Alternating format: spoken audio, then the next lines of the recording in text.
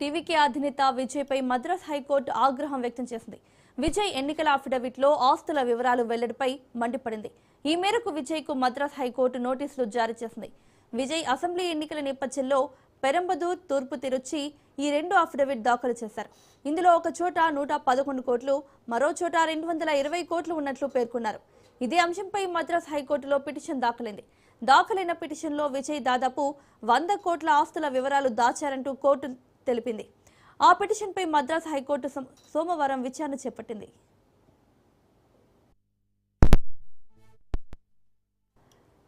విచారణలో ఒక చోట 111 కోట్లు, ఒక చోట 220 కోట్లు ఉన్నట్లు అఫిడవిట్లో ఆస్తుల వివరాలు ఎందుకు వెల్లడించారని విజయ్ని మద్రాస్ హైకోర్టు ధర్మాసనం ప్రశ్నించింది. ఇది క్లరికల్ పొరపాటు అనుకోవడానికి వీల్లేదు. 100 కోట్ల ఆస్తుల వివరాలని ఎందుకు వెల్లడించలేదో వివరణ ఇవ్వాలని విజయ్కు జారీ చేసిన నోటీసుల్లో సూచించింది. విజయ్తో పాటు ఆదాయపు పన్ను ఎన్నికల సంఘానికి నోటీసులు పంపింది. విచారణను వచ్చే వారానికి వాయిదా వేసింది.